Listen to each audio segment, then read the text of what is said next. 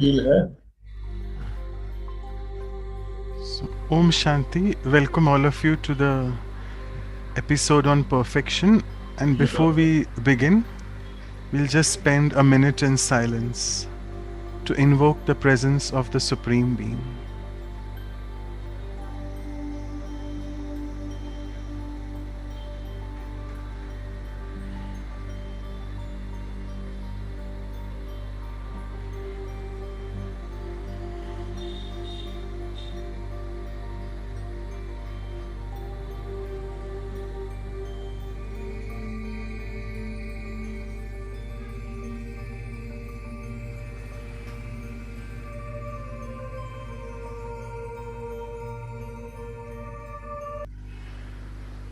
So, welcome all of you once again to the episode 34 on perfection.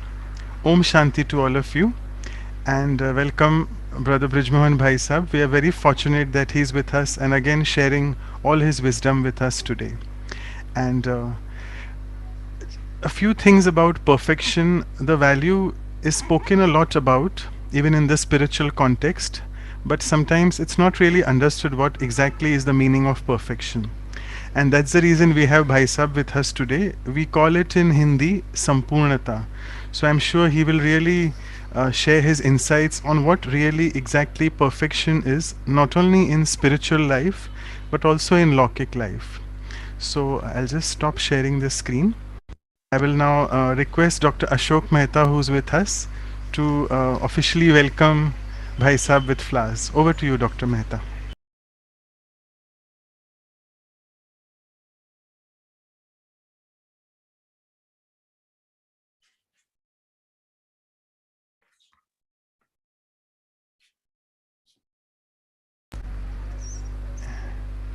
Om Shanti.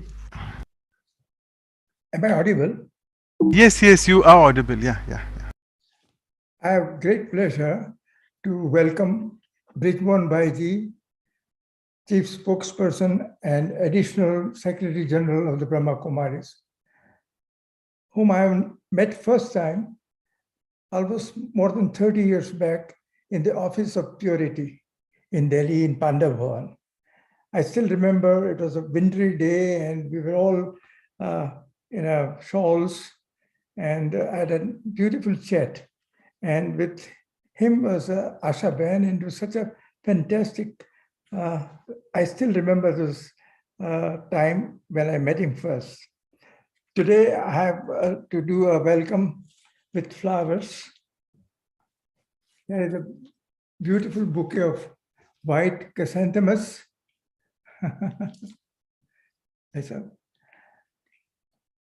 In Hindi, we call them Guldaudi. In Marathi, they call it Sevanti. And these are flowers which are very symbolic. They are packed with a lot of symbolism. They're basically the East Asian flowers. In China, they're called nobility and symbol of nobility and permanence. In Japan, they're symbol of the emperor. In our country, anything that is white is holy and pure. It also symbolizes health and happiness, love and loyalty, joy. And more than anything else, in some parts of Europe, especially Netherlands, those who are born during autumn, between September and December, if you give them gift of these flowers on a birthday, it's supposed to be very, very important. In some parts of Europe, even France, Belgium, and Netherlands, there are also the flowers which are associated with death. In other words, they put in dead bodies and on the graves. Baba has taught us Jite Ji Marna. So I think for us, these flowers are very symbolic in terms of being holy, being happy, symbols of joy and happiness. And I'm sure Brij Mohan Bhai will bring out perfection in these flowers, which I'm presenting today. So thank you very much, Bhai Sahab, for being with us. And I've always remembered you for one thing, and that's your wit and humor. There's one thing you can never miss during your talk, and that's what we are looking for. Om Shanti Bhai. So, so Om Shanti. Thank you so much. Wonderful, Dr. Mehta. The significance, all value-based significance of the flowers.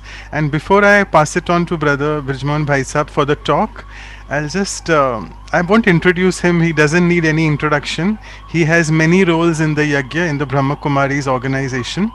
But what I find is so great about him, that he is always so ready, ever ready soul.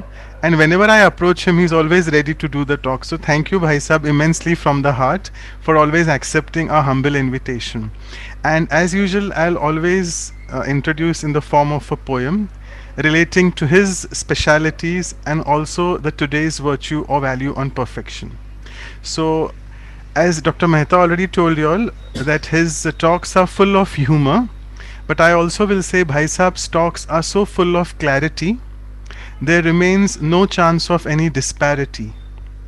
He is indeed one of the eloquent speakers, which is indeed a rarity, and used to be once the chief editor of Purity. That's what Dr. Mehta told you all. He met him at the office there in Pandav Bhavan of Delhi. He is indeed an epitome of serenity, and through his yogi cheerful face, he gives us the glimpse of divinity. And a few lines on perfection, today's value. So, listening today on the value of perfection, let's free ourselves from the fear of rejection. Let there be no trace of sadness and dejection, because I am by all means God's very own selection. I don't need to worry about contesting any election, and being mindful, I need to be away now from any deception, Maya's deception to be particular, and make sure for self I now change my perception and be ready for my arrival in the golden age with a grand reception. So with this, I would also do a few housekeeping announcements, as we always do. I'll just share the screen again. Just quickly, all of you can start sending me your questions, because I'll be doing it in a question answer format. That's what Bhai Sahab prefers. You can just make sure that you send it to me so that I don't miss your questions. And the interpretations, sorry, they are not there this time. The announcement in the section is not there. Sorry, apologies. So you can see, click the interpretation icon, and there you are, you can get all the interpretations. So with this, I would move on to now the talk. So Bhai Sahab, you want to start with something on perfection first, and then I'll take the questions. Is that okay? As you say. Okay, fine. First few minutes you can start, yeah. So Dr. Ashok Mehta ji gave a beautiful bouquet of flowers, and we can say that flower in its full bloom is a symbolic of perfection. When you see any flower, you see creators or drama's perfection in it. Of course, today, perfection has also become a relative term. Each flower is perfect, but you will find, as Baba has said in many murlis, that there are flowers which are very colorful, but they have no fragrance. So those flowers are perfect in colors, and we will be seeing a riot of colors on Holy Day. And there is a lot to say about colors itself, but they don't have fragrance. There are flowers which have both fragrance and colors, but their durability may be momentary. So one would prefer a flower which is beautiful, which is colorful, which is fragrant, and which is more lasting. So that is why I said perfection today also has become a relative term. Secondly, there can be holistic perfection, like a general medical practitioner, and there can be specialized perfection. People call a holistic person today jack of all and master of none. So it is your choice to be either jack of all or master of none, or master of one and jack of all others. So with these remarks, I welcome your questions. Okay, thank you so much, Bhai Sahib, for setting the tone. Now, what I'll do is in the first maybe 10 minutes or so, we'll take a few concepts, the spiritual, Brahma Kumari spiritual concepts of perfection. Then in the next 10 minutes, we'll go on some Lokik quotes about perfection, which are not really well understood. So I'll ask you those. And then the last 30 minutes, we'll go on to some practical questions on perfection. So at Brahma Kumaris, we are told about Sarvagun Sampan Sola Kala Sampurna. So I'll just translate it in Hindi, in English. So when we say Sarvagun Sampan, so it's like all the virtues, we are full of them, complete with all the virtues. And perfection is what we call Sola Kala. So it's 16 celestial degrees. So Bhai Sahab, what are these 16 celestial degrees, or it is just symbolic of something? It's symbolic of perfection. You see, because 16 degrees symbolize full moon. So therefore, moon cannot be more full or fuller than full moon, because these days, even the language gets twisted, and we try to explain certain things. Jaise, as we say, Swarag se bhi sundar. Similarly, we say better than the best. So like that, we have started qualifying perfection also. So today, in today's context, we will concentrate on some real substance of perfection. So what was your question? So actually, you have answered the question that it is symbolic. It is 16, is nothing to do with 16 figure. Yeah. Exactly. Okay. So moving further, the next question is, it's always very commonly said, even in the path of devotion, that God made man in his own image as a sign of perfection. So Yes. can you explain that, please? Now, getting back to that 16 qualities, till some time ago, Indian rupee had 16 annas. It was divided into 16 parts called annas. So it meant that the complete rupee comprised of 16 annas. So in those days, there was no, this what you call present day use of, weight and calculations in round forms. So it meant only completion. So if a rupee consisted of 20 annas, perhaps we will say 20 kala sampurn and so on. So they compare it with moon, but one important thing is perfection stated in terms of kalas implies that it is not permanent. Because when we say 16 kala sampuran, we also have another well worshipped and very popular deity who is 14 Kalar Sampuran in the form of Sri Rama. So when we qualify perfection with anything, then it becomes not a permanent but a temporary transient perfection. Now coming to your second question. I am forgetful, so please repeat it again. Yeah, it is sure, no worries. God made man in his Yeah. own image. Yeah. Yes.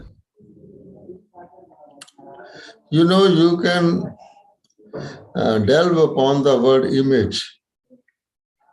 What is an image? Image is just a shadow. It means that God did not make man like himself, but man is just a shadow of God.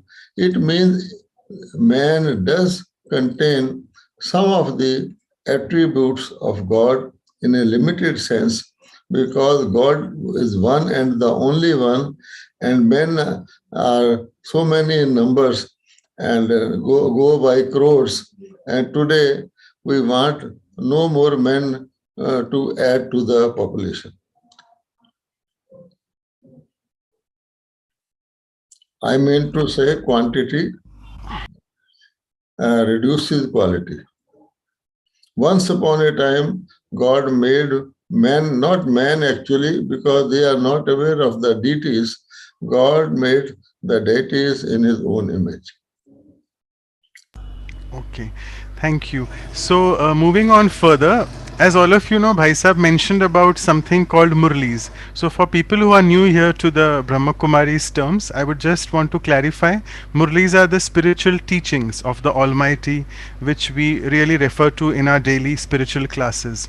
So, since we are on the image of perfection, so if I can just tell all of you that. These Murlis which we call from 1969 to 75, Bhai Sahib, these 6 years, there are a lot of spiritual pearls on this perfection. So I'll just take a few of them. It was on 23rd Jan 1973. There, the Supreme Almighty told us that if you want to become a constant image of perfection, then you need to have 4 specialities like pillars. And what are these 4 specialities? It was being an embodiment of knowledge, being an embodiment of virtues, being an embodiment of being a great donor, and fourth, being an embodiment of remembrance or tapasya. So you want to highlight all these 4? I'll just repeat the 4 again. For Okay. my sake or for the sake of the audience? For all of us. All right, okay. Okay. So it's for embodiment of knowledge, yoga, that is remembrance, being a great donor, and embodiment of virtues. Yeah. You know, again, I will say that this perfection has become and is very much a relative term because a perfect one is complete one and his effort or his study or his any endeavor is over, then one becomes perfect. If you can be perfect only by remembering the knowledge, remembering the Almighty, and then finding someone always to be able to donate, and then it becomes like you are wearing a crown subject to the conditions, the 4 conditions, and as soon as one of the or two of the conditions are missed, then that crown flies off. So it is, I will say, it is an endeavor towards perfection, which has been said in that Murli, that there are 4 pillars, 4 endeavors or efforts to attain perfection. Okay, fine. So it should, perfection is not conditional. Great. Another spiritual teaching which we hear here constantly is contentment is a sign of perfection. So Bhai Sahib, if you can just tell us what is the link between being contented and being perfect? Yes, a contented being, contented individual means he is free from all desires and expectations. Desires arise out of our own mind, and expectations are from others. Now, a knowledgeable person who has godly knowledge understands that you get what you deserve, you do not get anything more than you deserve, and similarly, you have to do your own righteous and good actions, and the reward will come from one source or the other. But if I start having a limited thinking, that I did good to so and he must in return do good to me or pay back the good I did. That is called expectation. And many times expectations are not fulfilled for various reasons which cause me sorrow and suffering. Similarly, desires, generally it is said that the lesser desires you have, the more contented you are, but that is no way of being contented. You may be so contented that no desire arises at all. So this is a sign contentment comes first of all by understanding the law of karma that I have got whatever I deserve and having no questions or complaints about any sort of injustice or something unexpected done to me. So therefore a contented person he is contented at a particular level. Sometimes people think contentment means no ambition, being fatalist, but not so.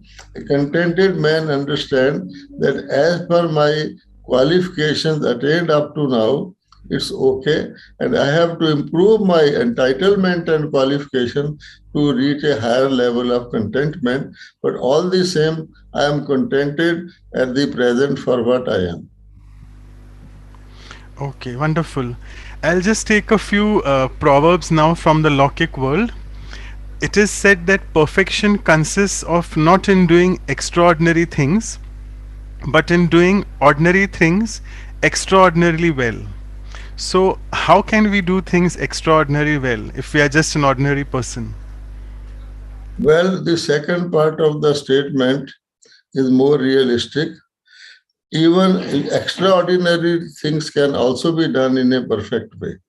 It is a twist of language just to that you should pay attention to both small and big jobs, big things. But otherwise, it's an exaggerated statement. Why cannot one do extraordinary things also and be perfect? Beautiful. Yet another one. Perfection is not attainable, but if we chase perfection, we can at least catch excellence. So, does it relate in the same way? It has a basic flaw because if you chase anything like a shadow, it will be always, you will not be able to get it. Just turn back to something and it will follow you like a shadow. Okay. The next one is quite funny. It says that perfection is boring, but getting better is where all the fun is. Because the Lumri said, Angur khatte hain. There is a saying you can translate in English because you cannot attain perfection. So you pass a remark on perfection like, somebody spitting on the moon. Basically, better, good, better, and best, these are the three stages, and better is lower than good. As I told you, in today's terminology, there is a twist of language also. They say better than the best. In that sense, the best becomes boring and better becomes like attainable, realistic. Right, wonderful. I'll just take one more because it's really very humorous. The next one also is a twist of language. Perfection is the willingness to be imperfect. So, Oh, again, see, yeah, it is, I will narrate you a story on this to make it little interesting. There was a boy and his father were teaching him how to add. So the father asked the boy, if you add 180, what does it make? So the boy said 240. And the father started petting him and asked the servant to bring a chocolate. You are the best boy. You will bring fame to our family and so on. A person was passing by. He thought, what is this person doing? The child is saying 100 plus 80 is 240 and he is petting him and giving him chocolate. He could not resist asking him, sir, why are you praising this child for a wrong answer? He said, you do not know the truth. Yesterday he has said 320. So he has improved upon his previous wrong answer.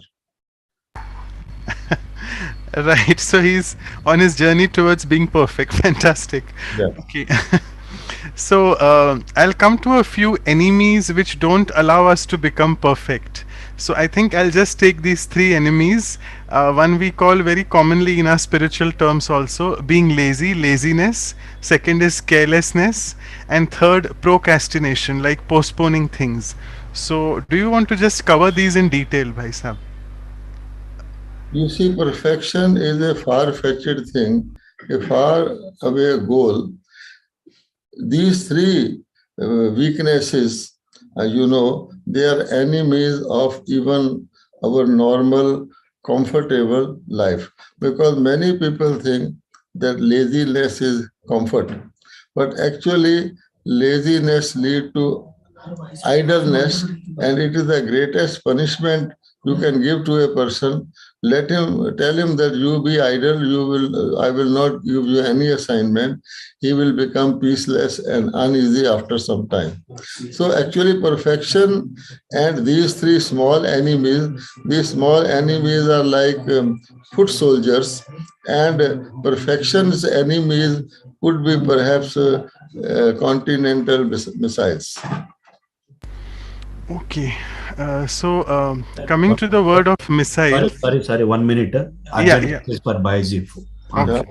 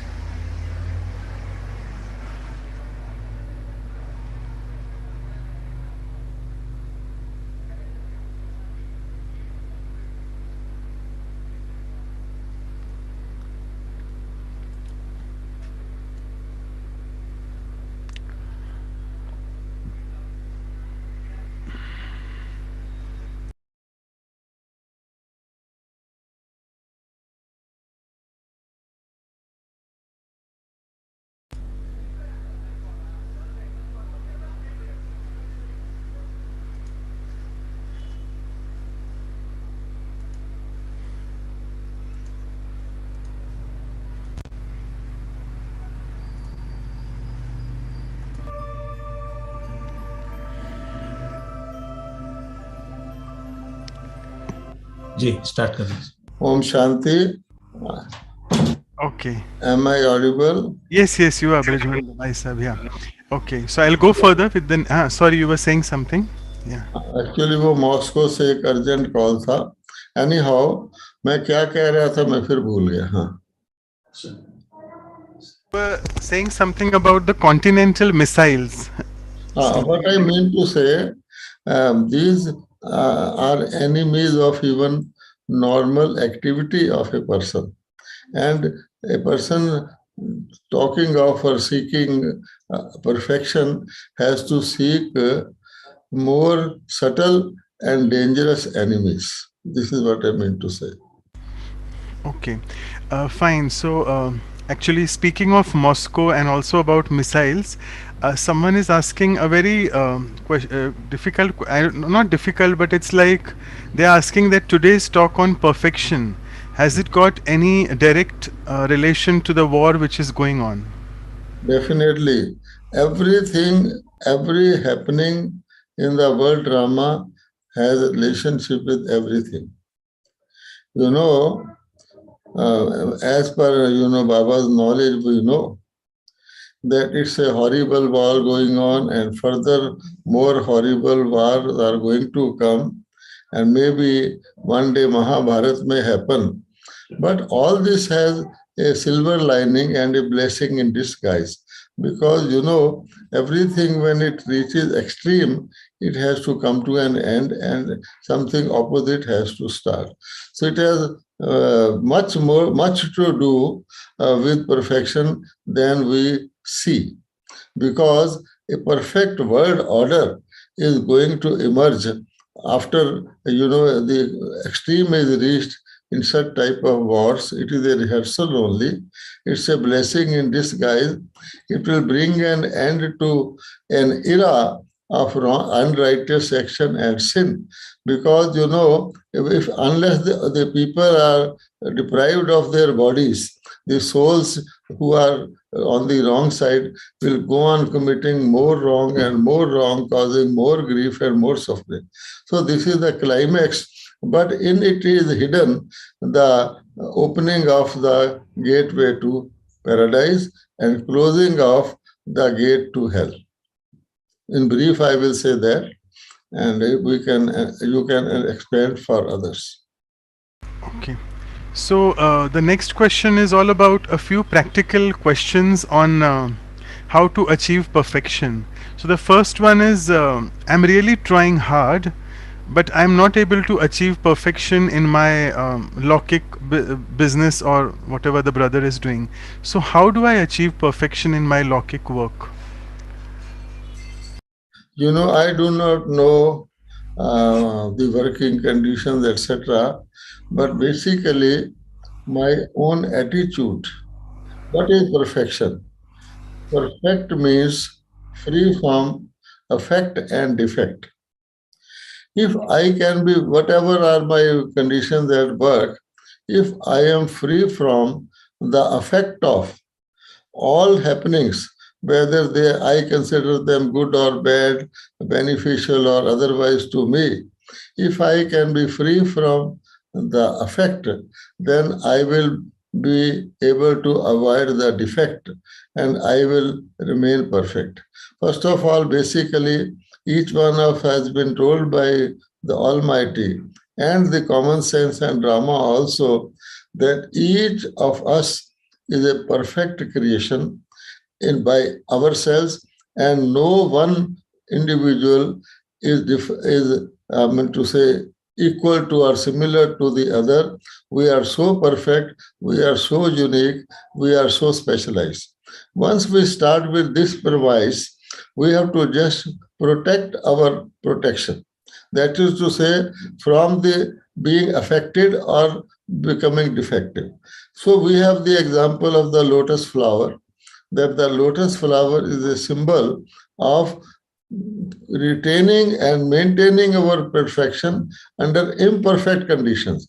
Again, it is conditional because there can be conditions which are conducive to perfection, and you don't need to have any even defense or system also. But under the present imperfect such conditions, one has to protect one's perfection under conditions of imperfection.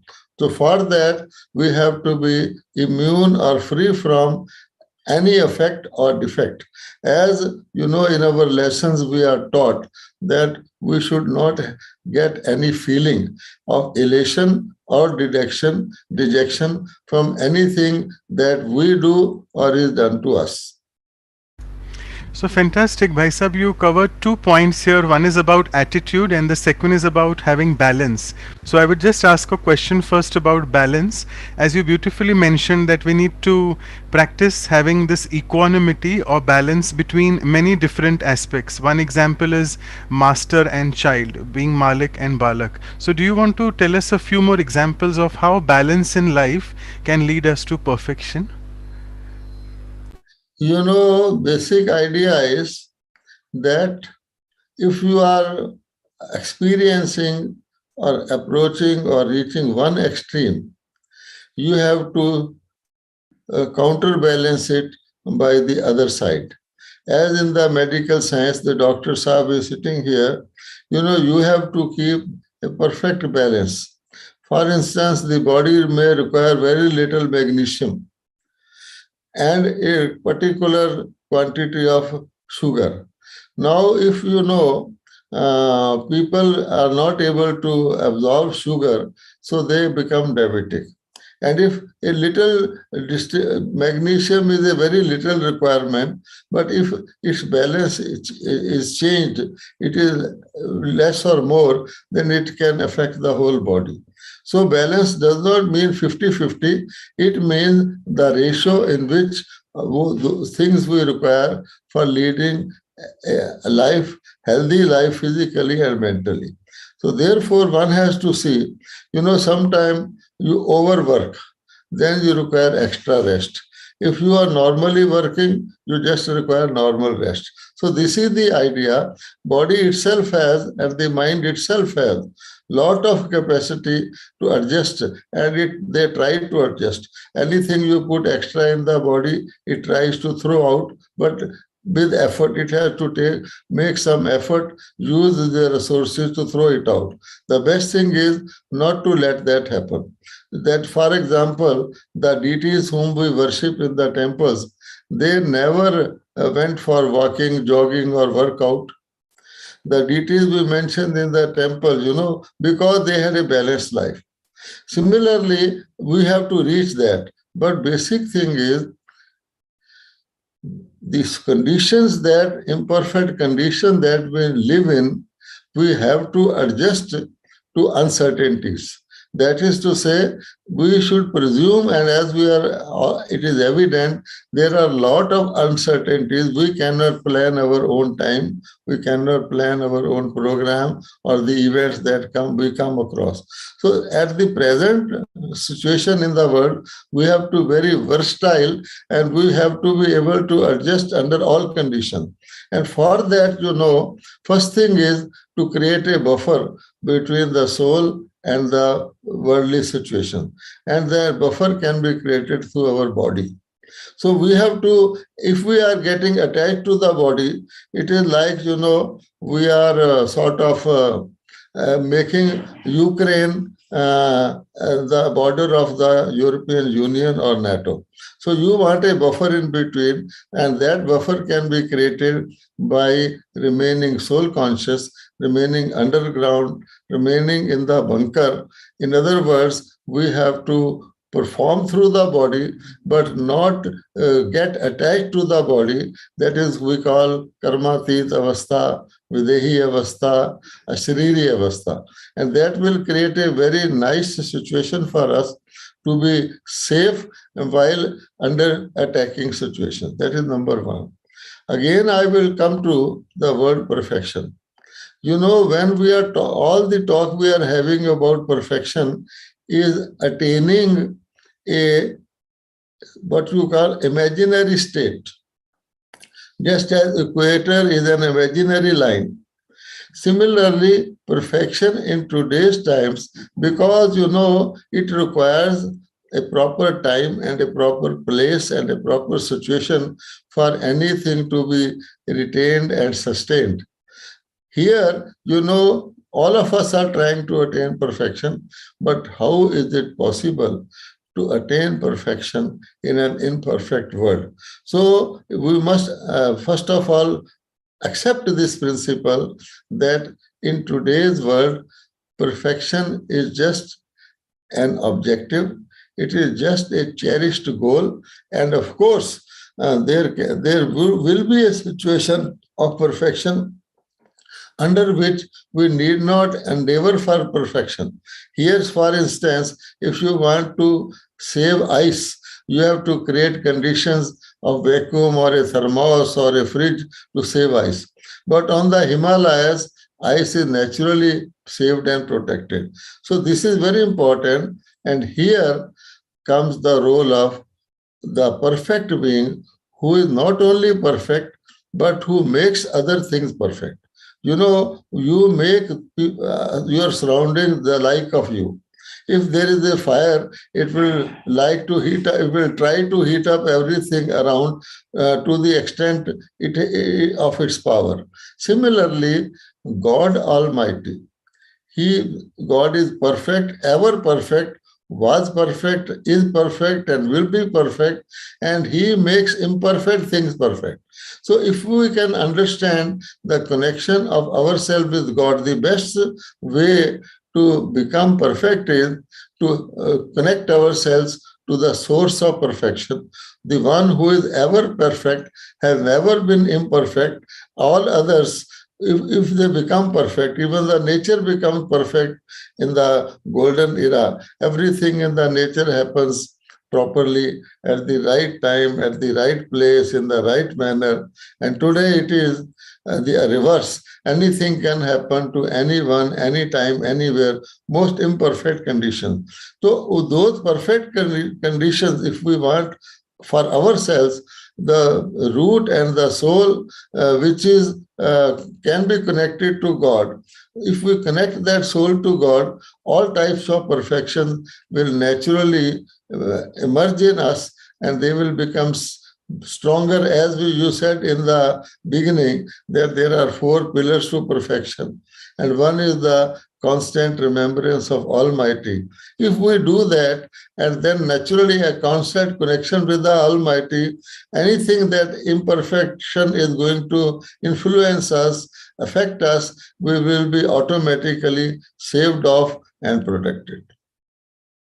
Okay, wonderful explanation, Bhai Sahab. Linking this, as you mentioned, that in order to be perfect, I need to establish, or rather, I need to make my connection to the Almighty stronger. So, for that, I need to develop something which is taught here, the attitude of unlimited disinterest. In Hindi, we say Behad ki Vairag Vritti. So, do you want to explain us how to develop this attitude? It is very simple. Either you can be attractive or you can be attracted. If I want to be attractive, the first requirement is that I should not get attracted. Okay? Because if I get attracted, I cannot be attractive. So this is the meaning of unlimited, what you call disinterest, that if you want to have unlimited interest, connection, or a constant link with the perfect one, you naturally have to unlink, disconnect yourself from other things.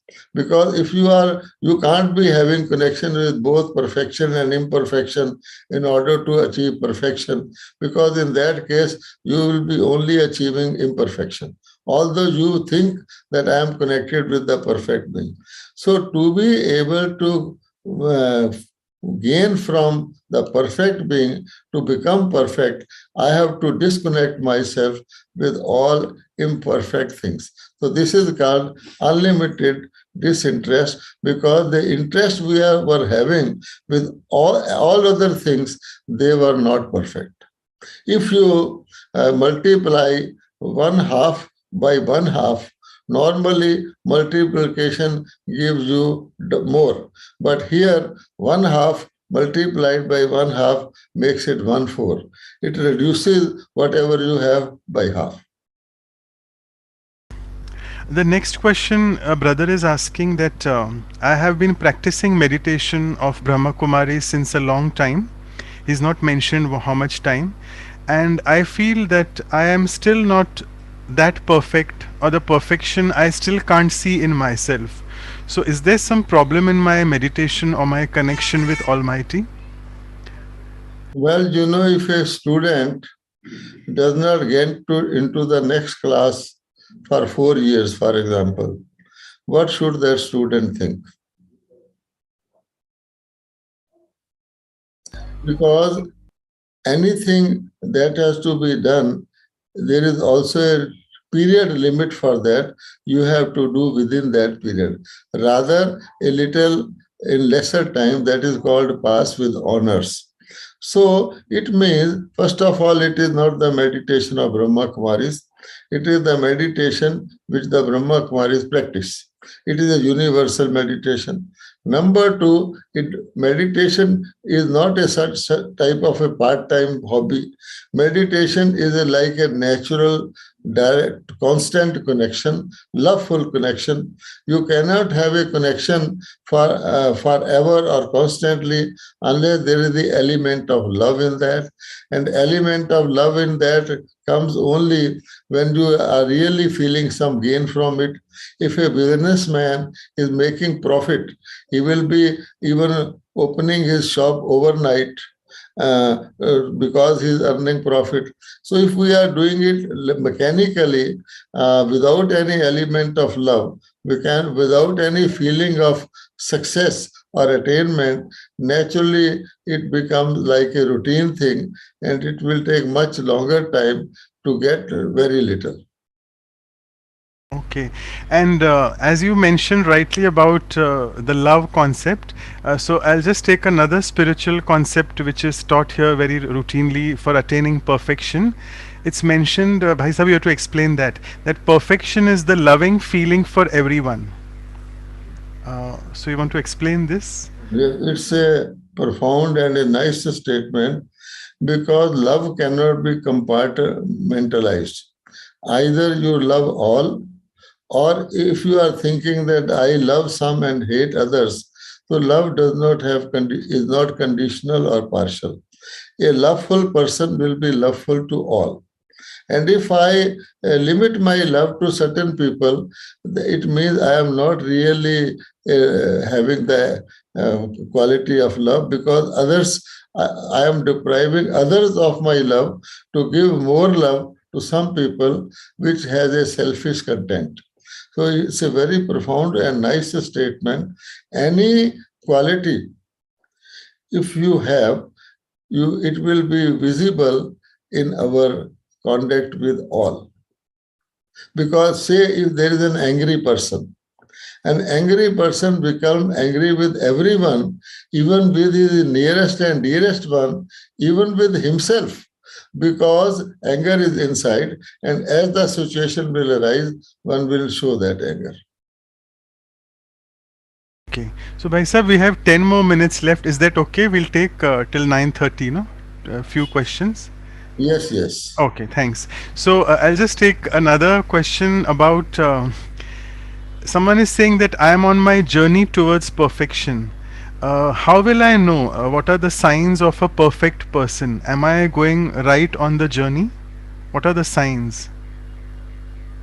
I gave you the example of the child. He is reducing his margin of error, reaching towards correct answer. So everyone can feel, if one is on a journey, that is there any change in his index of happiness, in his index of peace, in his index of stability, of patience, of humility. One can understand that. Okay, beautiful answer. I'll take this two words in Hindi which are very similar to Sampurna, Sam, that is perfection. This Saman and Sameep, that is similar and near. So, do you want to explain similar to what and near to what? Yes. There is a day with fog, and your visibility is limited to a few yards. And you find in the fog some figure is there at some distance within your range of visibility, but you are not able to figure out who that person is. whether that person is a male or a female or a friend or someone. So this is called, your Hindi word was? Sameep and Saman. Yes. Hindi word. So it is his Sameep. He is quite near. He is not very far off that he is not at all visible, but you are not able to make out who he is. The image comes closer and closer. It stands by your side. And now you can more visibly see who that person is. Similarly, Samipa means coming closer, and Saman means just coming very near, close to you. So this is called Saman, means when you can see that person. And naturally, whether he is an alien, whether he is friendly or not, so only friendly people will be near to you. Others, for various reasons, say, I have got ego or anger. So people will not like to come closer to me. They may respect my position or whatever it is, which they have to do under compulsion from a distance. So when these are used in the spiritual sense, it means first we become closer to perfection or to the giver of perfection, Almighty, and then we become still closer, and one day we get those qualities which the perfect one wants to give us. A teacher wants to teach a student to the extent that student can show, give fame to the teacher, and every teacher would like that my student should not fail at all, at least he should pass, and more students will pass with honors. So this is the way it works. So we have, as they say, Sankarang. Now Holi is coming and people go on and put colors on others. It means to say, actually it is Sankarang. A person is known by the company he keeps. If I keep company of angry people or people with the sort of ego, I will also get that as a contagious disease. That is why they said, Acha Sang Karo. And the best company is the company of God. Fantastic explanation about Saman and Sameep. Okay, you mentioned about another stage of perfection, another word for that stage. It is called Karmatite Stage. It's mentioned in the spiritual language quite often. So just want to quickly explain what is this Karmatite Stage? Yes, normally all actions bring their fruit, bitter or sweet.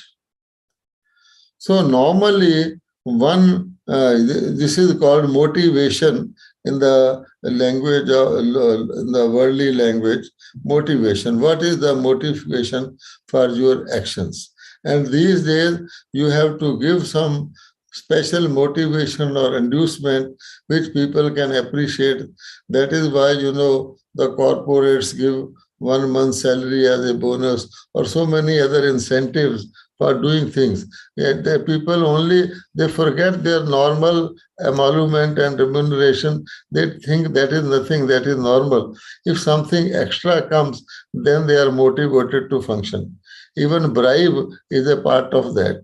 A person is supposed to do his duty, but if you want him to pay special attention to what you want, you give some bribe. It is called motivation. So therefore, this motivation or incentive is artificial. One should be naturally motivated, and that motivation is the reward of one's action in the form of peace, happiness, harmony, pleasantness, which leads to happiness, good mood, and a person's being comfortable. So all people work for that. And therefore, what I am saying is that these particular essentials in our character, in our being, in our sort of mind are very important For these are the wealth actually which a person should retain and use, and one will really feel, to the extent we use them, we will find ourselves happy, light, and find some charm and bliss and grace in life. Okay, so I'm sorry to say there are many questions coming, but we won't take in the interest of time. I'll just take this last question. Bhai Sahib wanted to know a few examples about your perfect ideals from the Brahma Kumaris organization. So, do you want to give us a few examples of how the founder father Brahma Baba, and also very fondly we used to call the administrative head, the first one, Mama. So, do you want to give your personal life examples of how they were really perfect in their dealings? Well, most fortunately, the Brahma Kumaris have the benefit of the one and the only perfect being in the universe, who is unaffected, who is Karmatite, who is always benevolent, who wants nothing but has everything to give. And that is Almighty Incorporeal God. The example of those who have always something to give and not get, even the physical sun is an example of that. Physical sun does not require any heat or light from any source, but it is an eternal, constant, perfect giver of heat and light, physical to the physical world. Similarly, Almighty can be compared to the spiritual sun, which gives similar light and enthusiasm to the souls.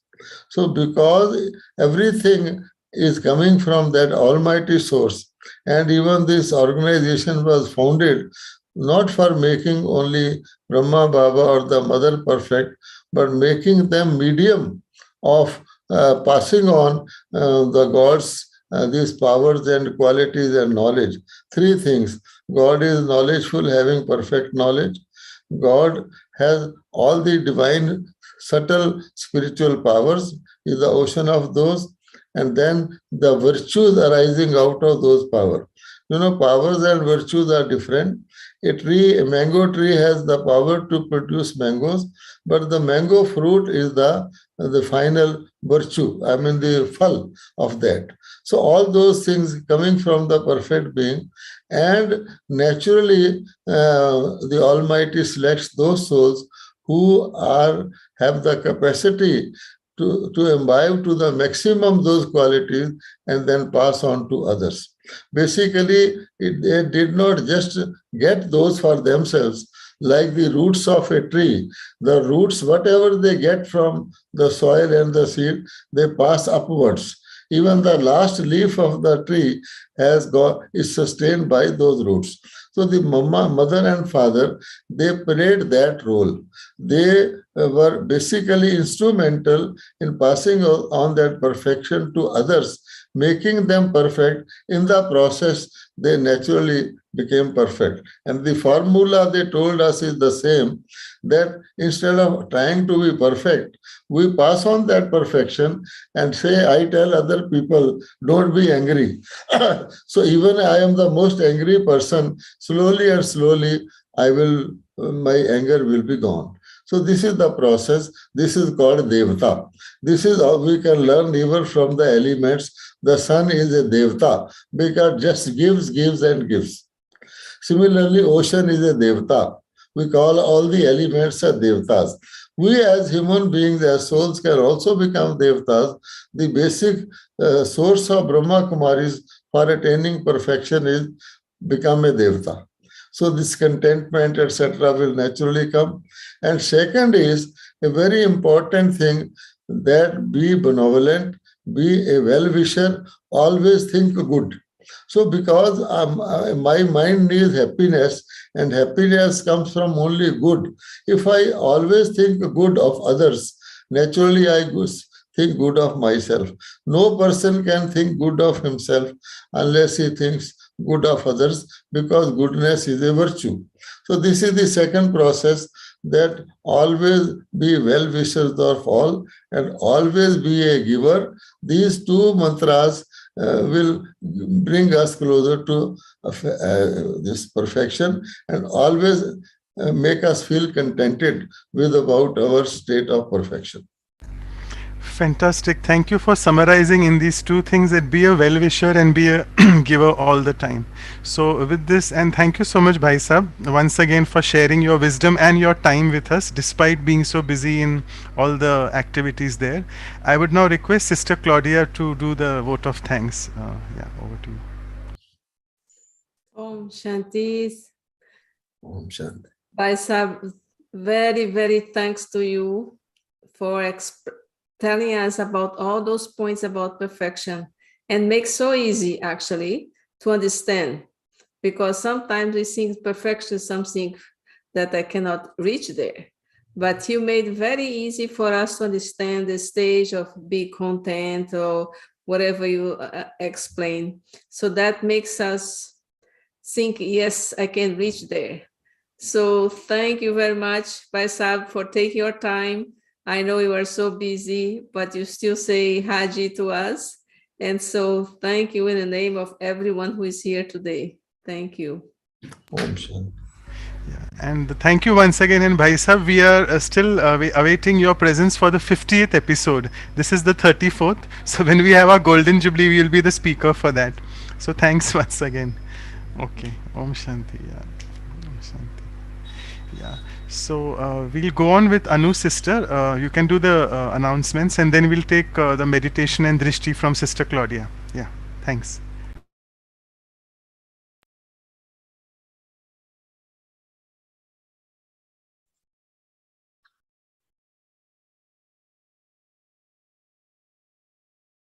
Okay.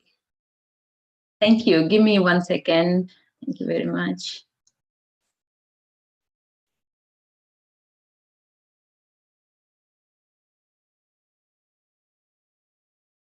Okay, so our next program will be again filling in the power to become perfect. So it is power to pack up. This is our second session of the series of talks on power that we have started. So power to pack up or let go will be doing just after 24 hours. That is tomorrow morning, morning 7 a.m. for West Coast, US and Canada. That's 8:30 p.m. India time. We'll have our senior brother again, Atam Prakash brother from the headquarters of Brahma Kumaris, Mount Abu. So join us then. This is our the joining links. Please note. And as usual, we'll do the values workshop on perfection after a week. That's Saturday, 12th of March. 7:45 p.m. India time, that's 6:15 a.m. West Coast time. And first hour will be the experiential exercises on perfection. And then we'll have insightful talk and meditation with Sister Gayatri, who will be joining us from New York, USA. Please note and join us then. And this month we celebrate Holi, that is the celebrations of color and colors actually. So we will understand the spiritual significance of Holi with Sister Sapna. She will be joining us from China, and it's happening on Saturday, 19th of March, morning 9 a.m. for India time.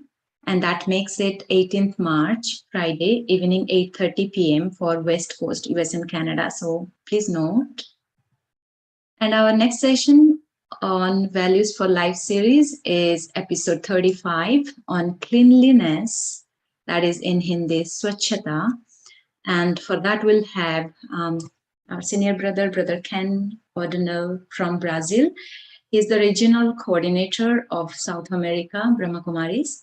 And it's happening 2 weeks after, that is on 19th of March, Saturday, evening 8 p.m. India time. That makes it 7:30 a.m. West Coast time. So there is a little change as the daylight saving time change is happening in US and Europe.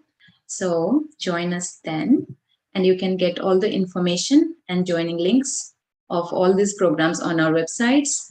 Visit us at vihasa.in and vancouver.brahmakumaris.ca. And you can get all the videos in all the languages. Today the Spanish translation didn't happen well, but you can find the videos in all languages on Vihasa India YouTube, as well as Brahma Kumaris Vancouver YouTube.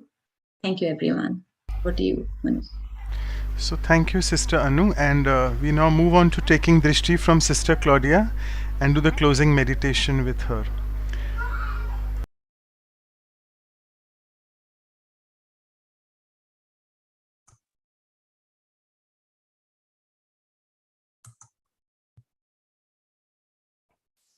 Om Shanti. I take a moment and go inside myself, very deep within.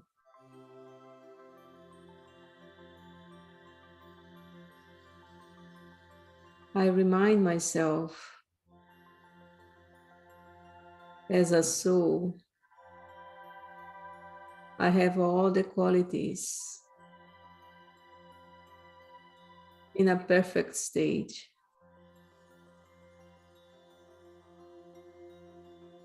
Those are my qualities in the original stage of I, the soul.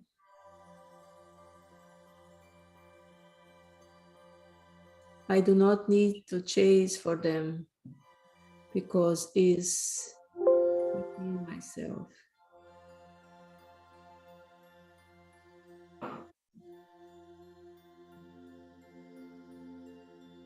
When I have that stage, I become very content.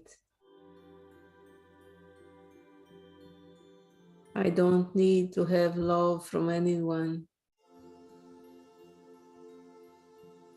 I do not need to be accepted by anyone. I just need to be me. Because that is what I am.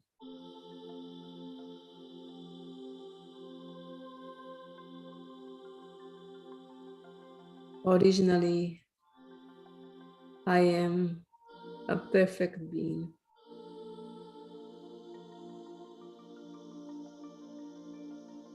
And I'm going to go towards that perfection.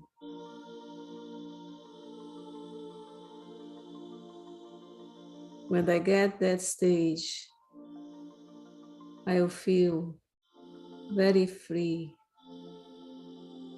very light. Nothing is going to affect me. Then I know my perfection stage arrive.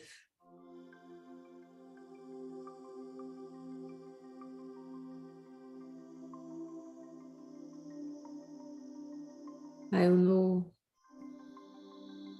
that I'm living a life of liberation. No worries, no fear. Everything is all right.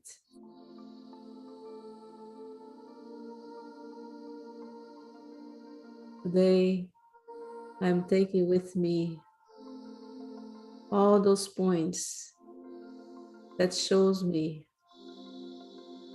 how I can work towards my perfection.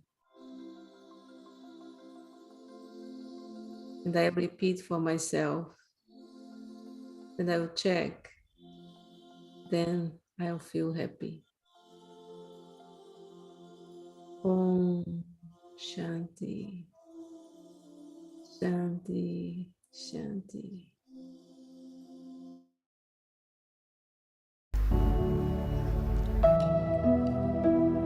The time has come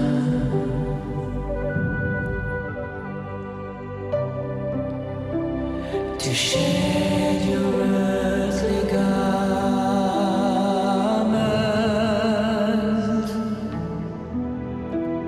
to take your place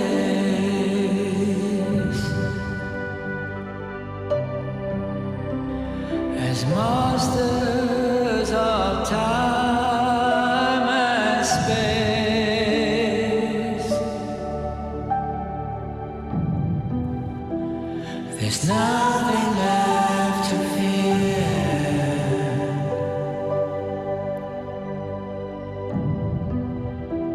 Just take my hand and I will lead you back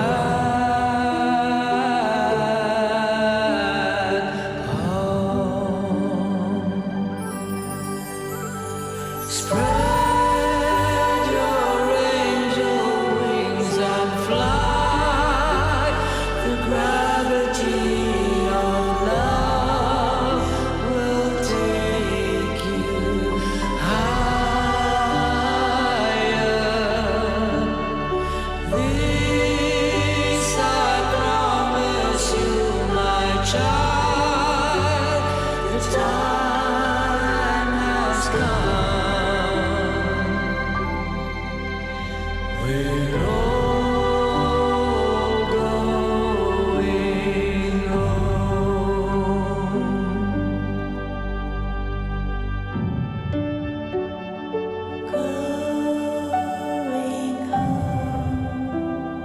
Going home. We're all going home. We're all going home.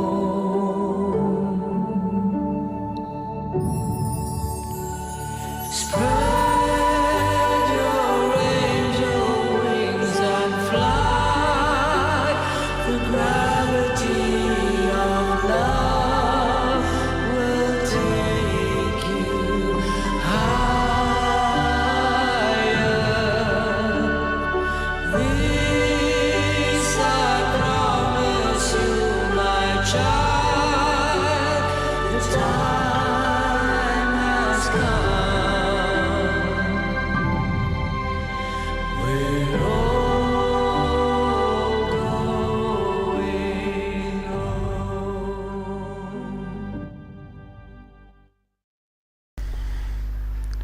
So thank you so much, Sister Claudia, and we'll see you in the next 24 hours with the power to pack up and let go.